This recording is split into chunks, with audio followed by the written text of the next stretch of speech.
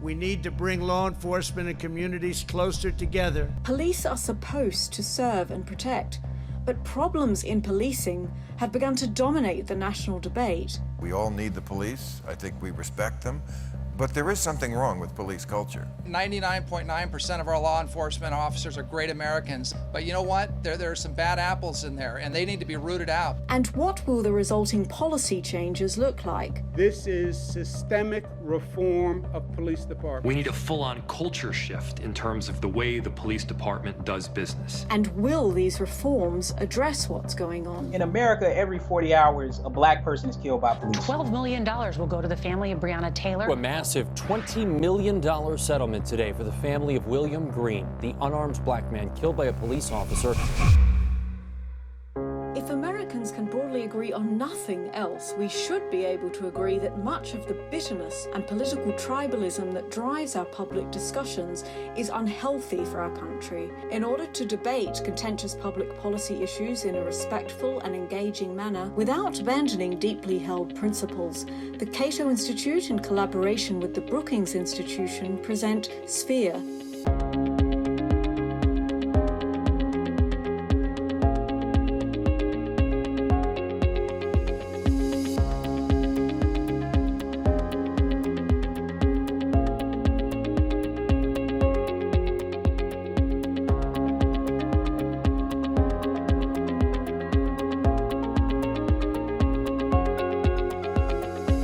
This episode, what would meaningful police reform look like? Joining us today are Clark Neily, Vice President for Criminal Justice at the Cato Institute, Rashawn Ray, a David M. Rubenstein Fellow in Governance Studies at the Brookings Institution, and Arthur Rizer, Director for Criminal Justice and Civil Liberties at R Street. Welcome, gentlemen. I want to start by reading you a quote from a recent issue of Reason magazine addressing fixing the police, in which the editor wrote, "Chanting defund the police is exciting. Trying to figure out what that might look like across thousands of different jurisdictions is irksome. Spray painting slogans on a bust of Christopher Columbus gives a thrill. Crafting legislation to hold officers accountable for misconduct in court is tricky and time-consuming." We're here today to thoughtfully consider those tricky and time-consuming solutions. But before we address the avenues and obstacles to reform, Rashawn, I want to start with you. How would you initially respond to the question of what meaningful police reform should look like? Well, thank you for having me. I think it's a few specific things. I think the first big thing is we have to increase accountability. Part of the main problem with law enforcement is that there is a lack of accountability from police officers to the communities they serve. I think one big way to deal with this is to restructure civilian payouts for police misconduct. What this means is shifting the burden from taxpayer dollars to police department insurance policies. Now, I still think that the municipality should pay for that policy, but the money should come from the police department budget. Breonna Taylor's family was just awarded $12 million. That money did not come from the police department budget. That money came from the general funds in the city of Louisville. In a place like Chicago, over the past 20 years, Chicago has spent about $700 million on civilian payouts for police misconduct. And then in the city of New York, they've spent about $300 million just in a couple of years span. This money could be put toward education and work infrastructure. And I think a big shift could be shifting it from taxpayer money to police department insurance policies. I think the second thing that should happen is we really need to think critically about officers' own health. In this broader discussion of policing, missing is not only the voices of law enforcement themselves, but also what is happening in their own minds and in their own bodies. So recent research has highlighted that about 80% of officers suffer from chronic stress. They suffer from depression, anxiety, they have relationship problems, they get angered easily. 1 out of 6 report being suicidal. Another 1 out of 6 report substance abuse problems. And this is the kicker. 90% of them never seek help. I think that officers should have mandatory mental health counseling. They should go 4 times a year. One thing I know as a sociologist is that when you normalize things, they don't become stigmatized as much. So part of the reason why it's stigmatized is because there are real ramifications to officers when they seek psychological counseling. It goes in their training file. Oftentimes, when they come up for promotion or a specialty unit, it's viewed that they're not tough enough, that they can't really handle it. And then I think another part of that is that officers are underpaid, they are overworked, they're overstressed, and oftentimes they cannot afford to live in the major cities that I mentioned, from New York City to Chicago to even Metro Atlanta at times. And instead, what they're doing is they're working a lot of overtime. They're working secondary jobs. They're working 60, 80, 100 hours a week. And what we need to have happen is officers live in the communities where they actually work. I think that will do a couple of things. First, they will start to experience the community. They'll send their kids to school there. They'll become friends and neighbors with people. Things that honestly happen oftentimes in suburban neighborhoods that are predominantly white that don't happen in predominantly Black neighborhoods. And then finally, I think we really need to do something with the Law Enforcement Bill of Rights. And part of that is ensuring that there can be representation on civilian oversight boards in police departments to hold officers accountable, to create equity and transparency. Arthur, you're a former prosecutor and a former police officer. Do Rashawn's proposals sound like good ideas to you?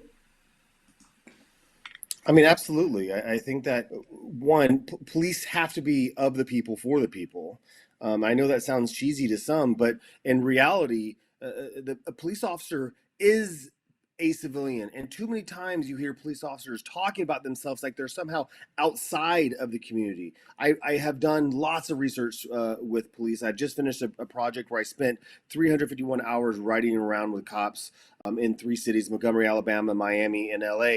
And we heard the same kind of mantra of it's us versus them. And I think that ensuring that police officers think about themselves as part of that community is important. I think another, giant aspect as it relates to police reform really is training, but not the training that we keep hearing about, the blurbs we see on the news. We don't need longer academies. I'm not saying that's a bad idea, but I don't think that's going to fix anything fundamentally.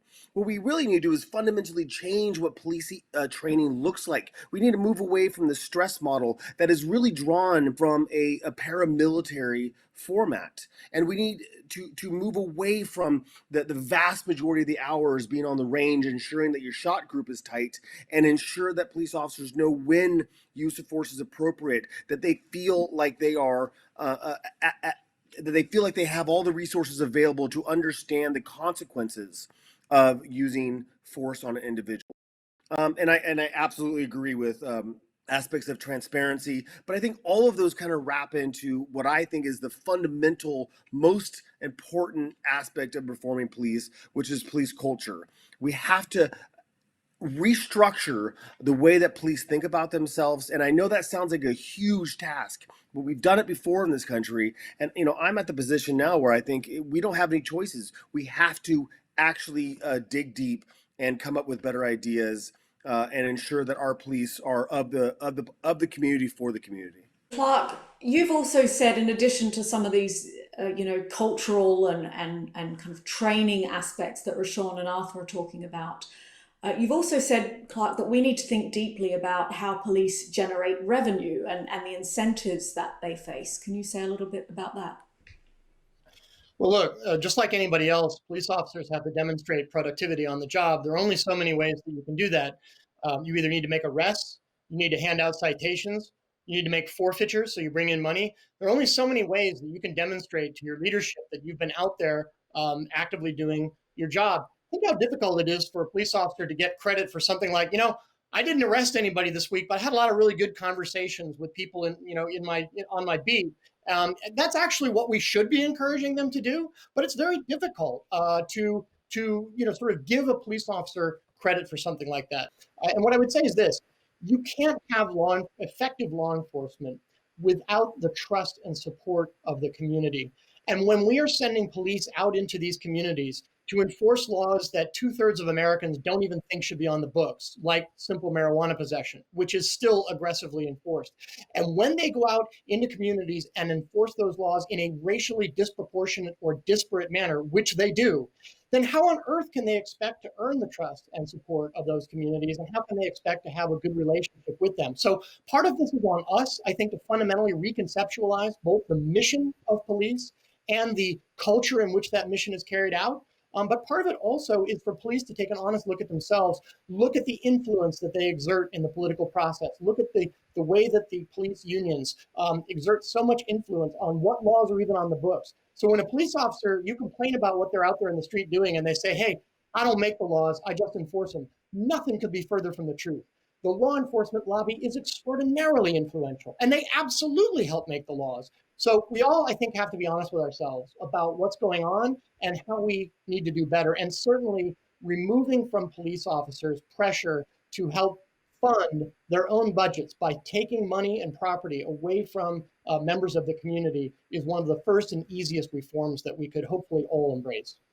It's really interesting that the three of you, all coming from such different backgrounds, have so much in common around this topic in terms of, you know, the kind of the three themes I'm hearing from all three of you are training, culture, and incentives.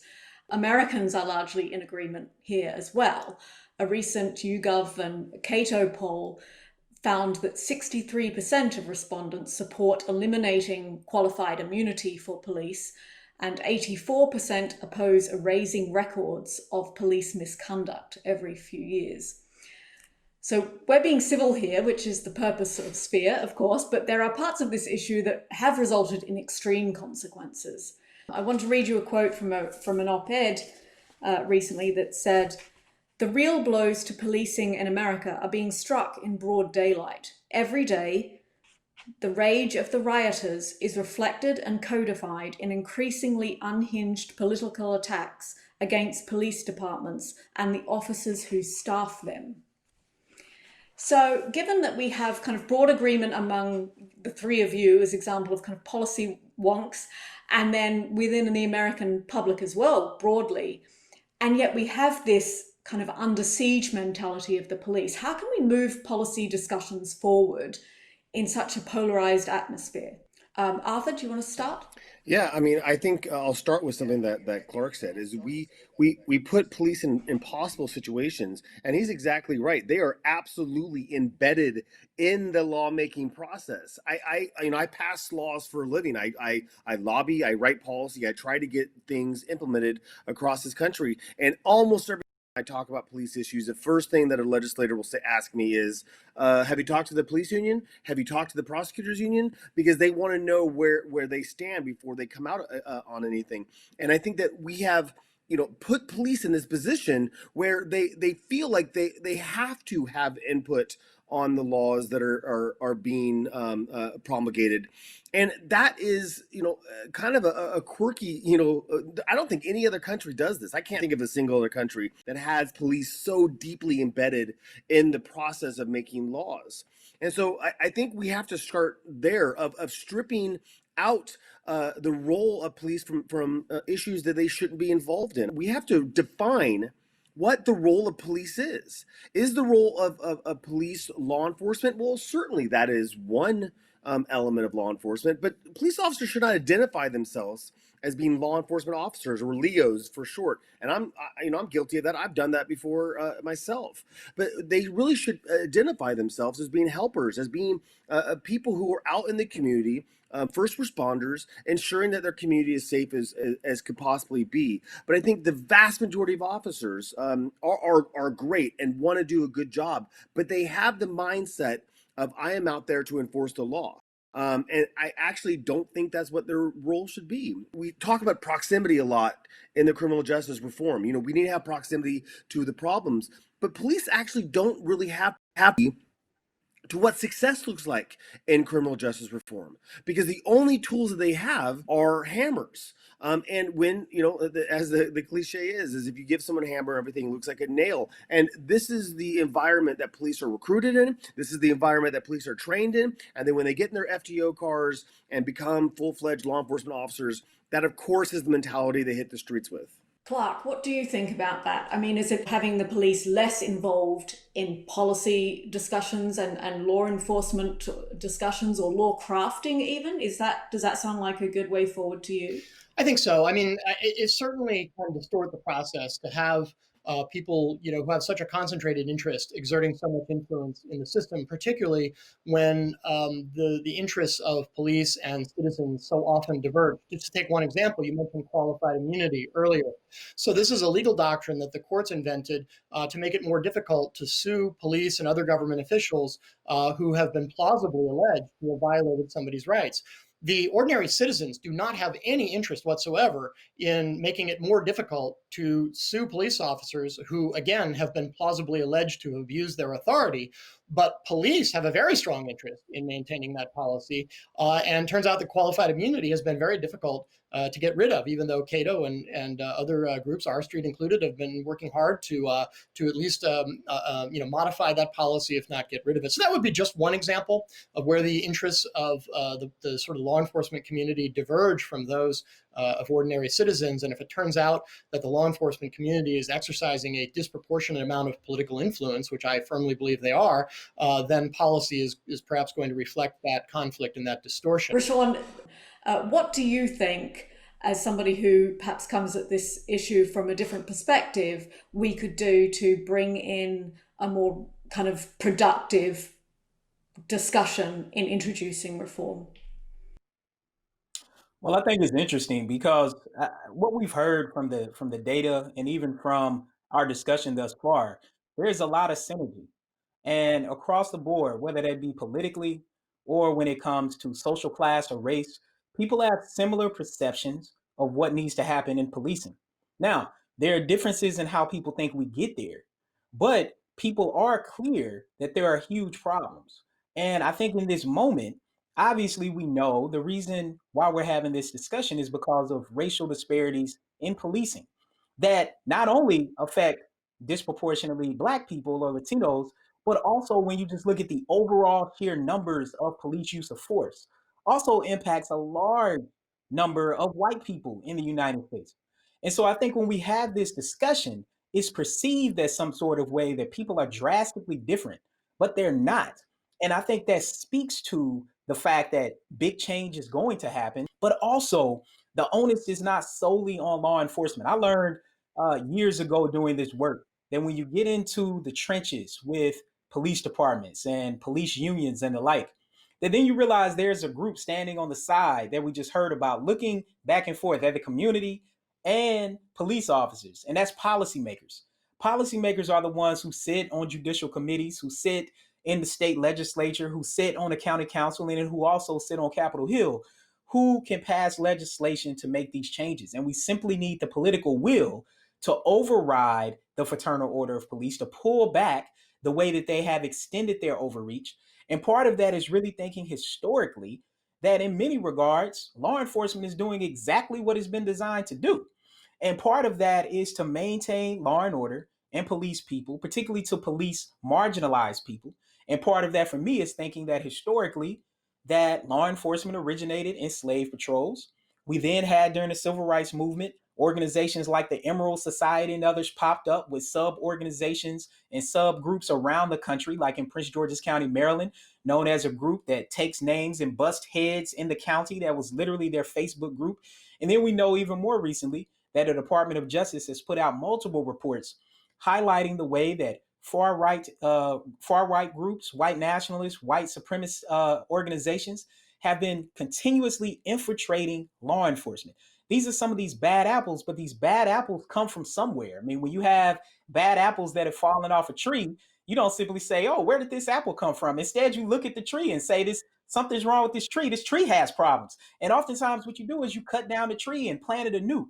And I think that's part of thinking about reimagining policing, is that bad apples come from rotten trees. And all of us are highlighting the organizational, systemic, and cultural ways that law enforcement needs to change. Because overall, police officers are going out every single day, like I know the ones in my family are, just trying to do their jobs. But they've been put in difficult situations with the laws, as well as the incentive structures and the culture that leads to the outcomes that we see spilling over into our streets. Let me pick up on something you just said there, because it kind of leads to my next question, which is about accountability. And, excuse me, about what happens when you have a bad apple that in fact comes from a rotten tree. Let me read you a statement from the Major Cities Chiefs Association in the wake of the George Floyd murder. Accountability must continue to be the cornerstone of tangible and substantive change and ethical policing. Do you think those police chiefs really want accountability?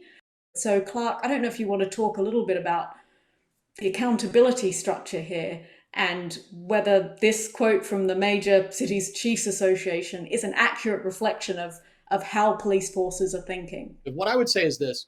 I do think that there are definitely a significant number of police chiefs who are quite frustrated by their inability to get rid of the bad apples, to basically run their department the way they wish they could run it, and to be able to discipline officers when they deserve it, and to terminate officers who are dragging down public perception of the whole department. I think it's probably also the case that there are some members of leadership who just kind of want accountability as a window dressing.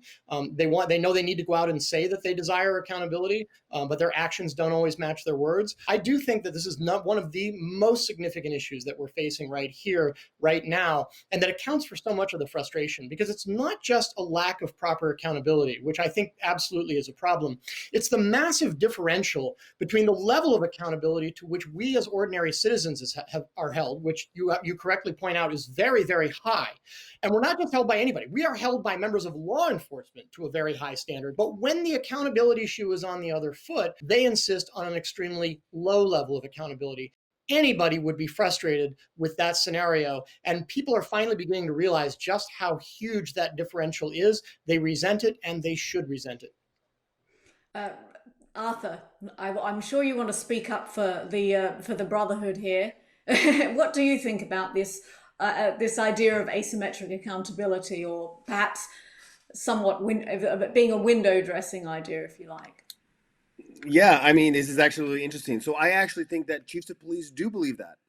I think that most chiefs of police get it. The problem is that most chiefs of police, and Clark, alluded to this earlier, do not have that great of control over their staff, over their officers. And I'm gonna lay this out for you through the lens of one police shooting. Phil Brailsford, he shot an individual named Daniel Schaefer. And Daniel Schaefer was begging for his life right before Officer Brailsford shot him with an M4, deployed into the hotel room with an M4. And by the way, people should understand that an M4 or AR-15, basically the same rifle, is a two-handed weapon system. So when you go into a situation with a two-handed weapon system, you have then eliminated all of your other possibilities for any other tool to use. So they went into that situation with the intent to do something. Now, this officer was fired, he was tried, he was acquitted, and the chief of police was forced to hire him back in order for him to retire, in order to get disability for PTSD because of shooting that individual in the first place. This is the situation that we're in. When we talk about police culture, this is what it looks like. And we talk about militarization. It isn't just the fact that they use rifles that are designed for military purposes, or they have things that look like tanks, armored personnel vehicles. It's that their mentality has been militarized. I tell this story from my research where I ask officers, do you have a problem with militarization? And the vast majority of officers say, no, I have no problem with patrol officers. And that's part of my question. Patrol officers carrying military-grade equipment, dressing like soldiers. And then I ask them, do you think that it changes the officer's perspective of themselves. And the vast majority admitted, yes, it does. Maybe not for me, but for other people, I think it probably makes them more violent. And then my third question, which is the kicker, I think it changes the perception of the public. And almost all of them said, yes, it scares them. And if you smush those three questions together, that gives you a very scary inner look at the way police view their culture and view their accountability. And the one word that we haven't said yet, which is incredibly important when it comes to police reform, is prestige. What is prestigious in policing? And I guarantee you it's not being a community-oriented police officer. It's not. It's not even being on patrol. It is being in SWAT. And I've asked this question, so I have the data on it. It's being on a homicide unit. It's being one of those officers who get into the term of art called in the shit. They actually say that. I remember being on one scene where an officer used force against a woman, and they saw me standing there because I was an observer. And they were nervous until they found out that I was a former police officer, and they laughed about it. And this is routine among policing in this country. This goes back to what you were saying, Rashawn, about the mindset and some of the mental health problems that are within the police. I mean, if this is the culture and the behavior that is rewarded, whether it's prestige or promotions, then that's a problem in the training as well, isn't it? I mean, that's exactly right. I mean, the first thing is when it comes to training nationally, that officers receive about 50 hours of firearm training during their service. They receive less than 10 hours of de-escalation training. So when they show up at a scene and pull their weapon, whether it be on teenagers walking down the street after playing a basketball game or someone in a hotel who should have never been shot and killed, we shouldn't be surprised at the likelihood by which they pull their weapons. The other thing that's important to note is that when we start talking about these particular stories and the impact that they have on policing, it has detrimental impacts. I remember one time we were observing a training class, and we observed at the Lab for Applied Social Science Research at the University of Maryland, where I'm the director, we collected tons of research on policing. And so we were observing what this one department went through. And this one officer didn't make the right decision in what's called the Milo program. Others on this panel with us know what program that is, but it's essentially a 2D program where training officers can select what happens next. The officer made the wrong decision. He ended up getting shot with red pellets, which hurt, by training officers who were sitting in the dark to shoot him like the video game did when he made the wrong decision. And then they made him walk around for a week with his uniform with those red pellets on it, so everyone could see that he got shot and probably would have been killed if this was actual life. We expect that that person is going to go out and not be trigger happy when something happens. Back to police chiefs, yes, a lot of them want to do something, but look at Minneapolis.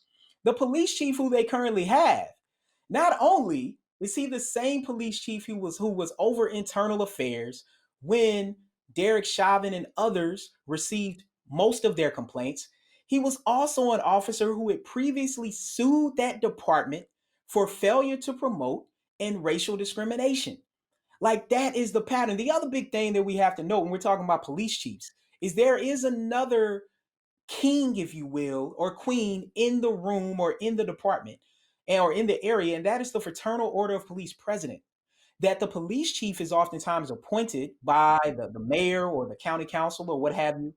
The Fraternity Order of Police chief is voted in by the other police officers and oftentimes has more power and control over those officers than the police chief does, because the police chief is outward facing.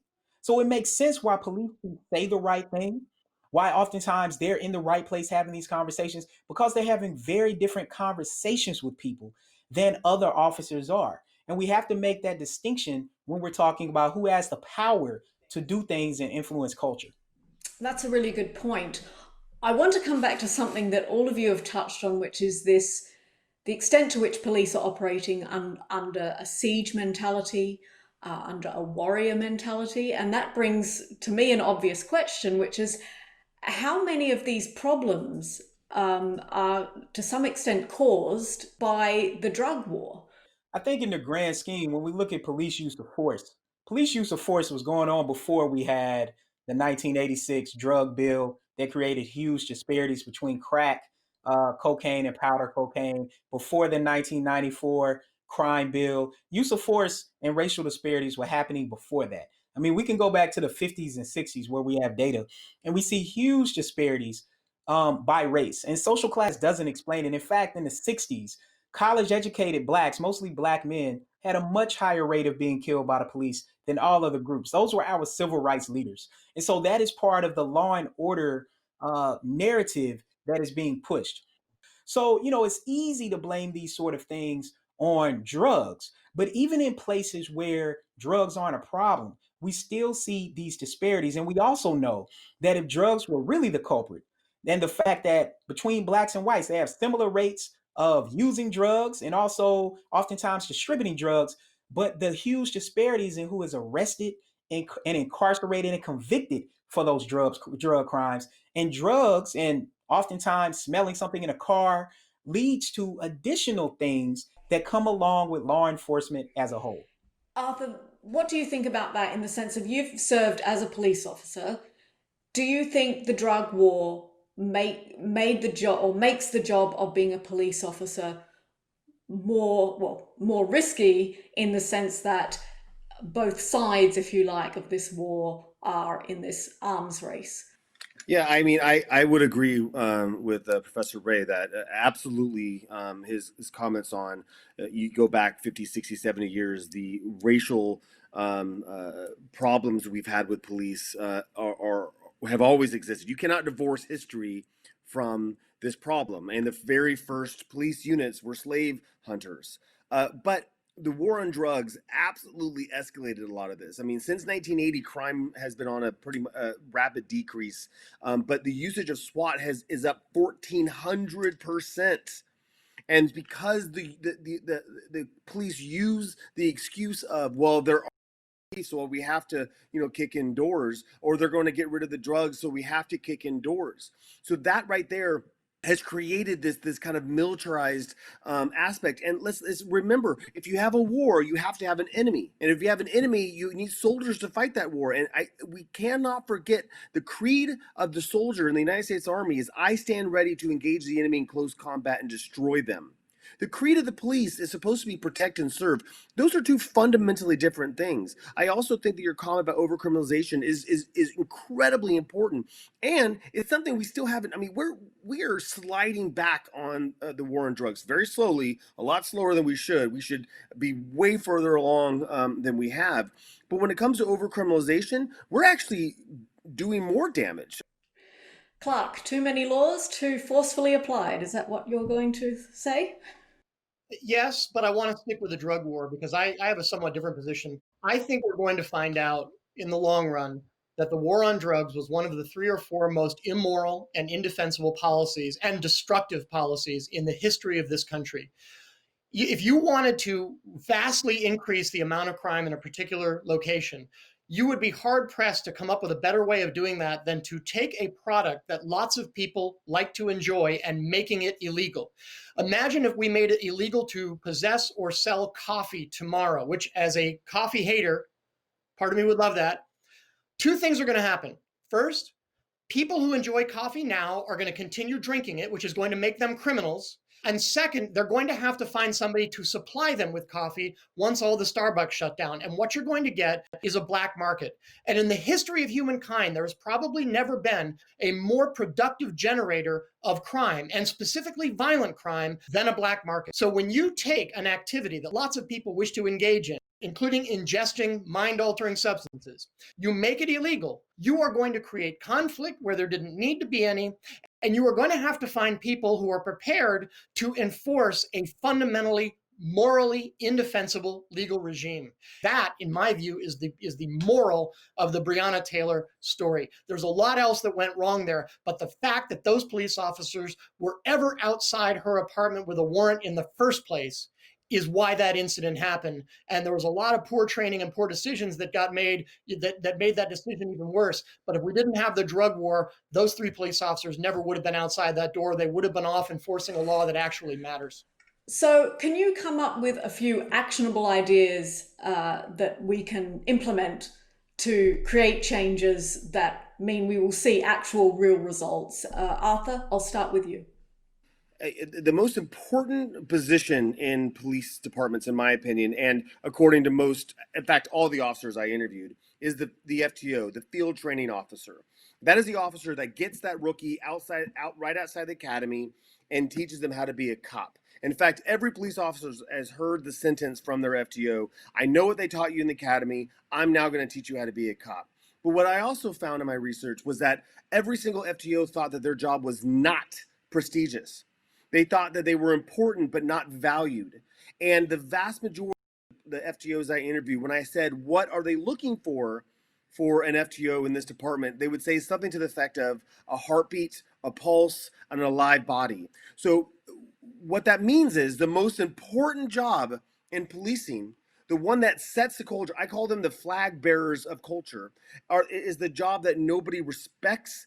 They don't respect themselves. And I think that that is fundamentally a root cause of many of the culture issues, because the people who become FTOs are the people who can't get into SWAT, which is considered prestigious, and they're the people that are kind of left behind in the patrol car for their career. And I think that that is one thing that we can do that would have a dramatic impact on police culture in our departments across the country. Rashawn, what do you think? How do we change police training and culture and incentives? I think it goes back to some of the two biggest things that I mentioned.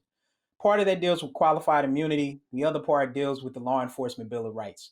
And I think the biggest ways to circumvent those policies is not only thinking about what happens if the Senate actually brings up the George Floyd Justice and Policing Act, which I think they should, but we need to shift the civilian payouts away from tax money and shift it to police department insurance policies. I think that will instantly change the accountability structure. I think the second thing is we need to ensure that community members who are on civilian oversight boards, that they have representation on the internal police misconduct boards within police departments.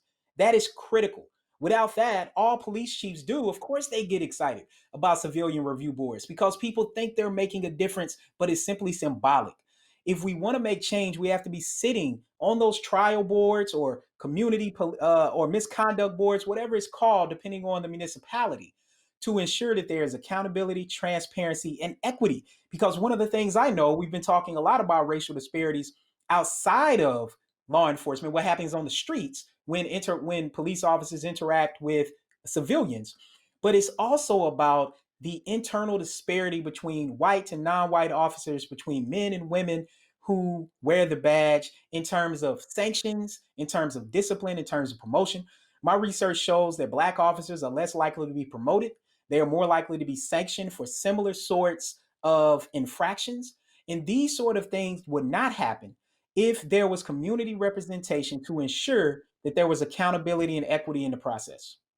Thank you. Clark, what institutional or legislative changes would you suggest to implement real reform?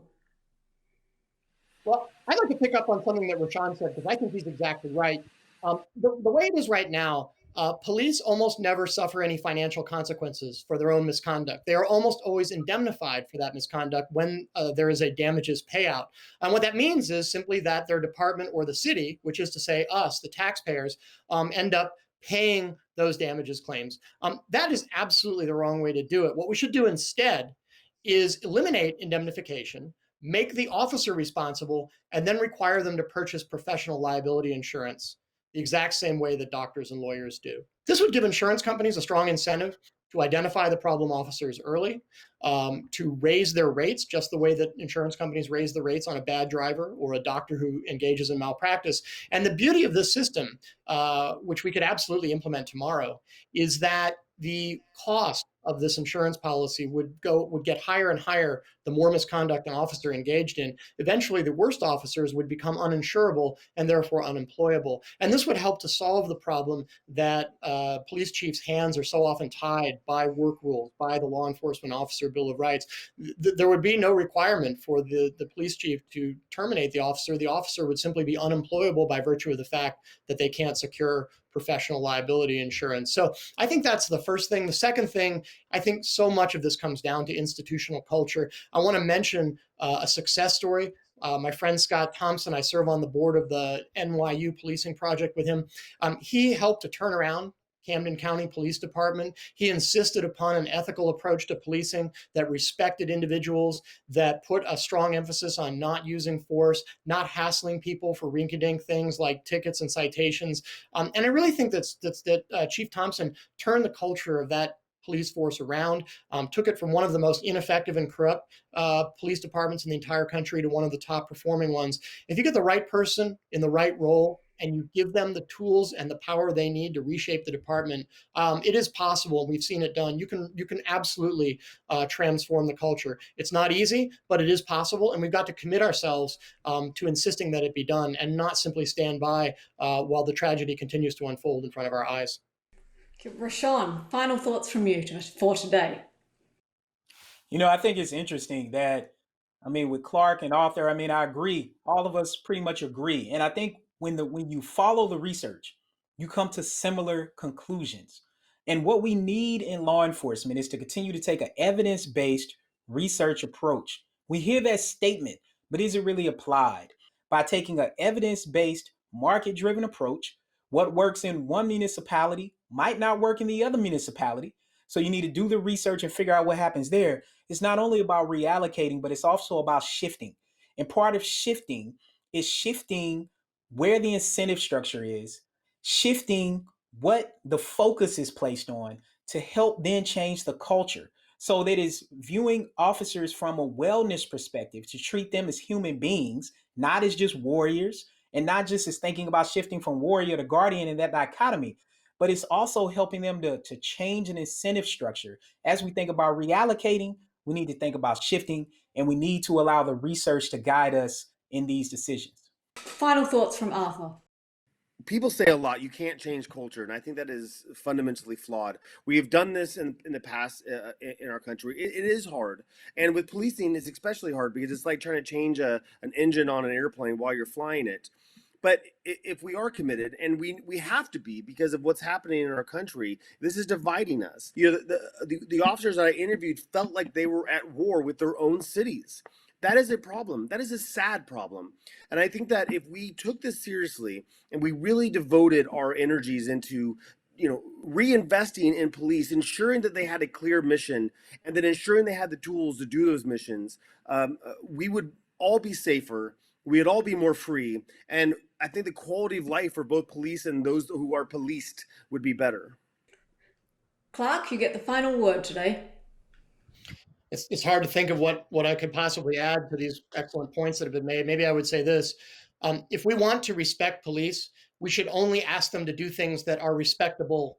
It is not respectable to engage in civil forfeiture and take somebody's car that they need to get to work, just because maybe there's a little bit of marijuana on the floorboards or something like that. That's not a respectable thing to do. It's not a respectable thing to hand out a $200 or $300 or $500 ticket to somebody just because they're trying to get to work, and maybe they're driving on a suspended driver's license. It's not a respectable thing to have somebody barge into somebody's home in the middle of the night, with machine guns and a SWAT team just because they happen to be selling the wrong, not particularly harmful intoxicant from their home. These are not respectable things for people to do, and therefore we shouldn't ask a police force that we want to respect to be doing things. We should only ask police to be doing respectable things, and they should insist that they only be given respectable missions. Until we fix that, until police consistently engage in respectable activities, it's going to be very difficult for the public to respect the police. Well, respect is one of our themes here at Sphere. As I said, the purpose of Sphere is to debate and consider deeply contentious issues in a respectful forum. Thanks so much to the three of you for doing that here with me today. For more information about Sphere, please go to our website at projectsphere.org. Thanks so much for watching.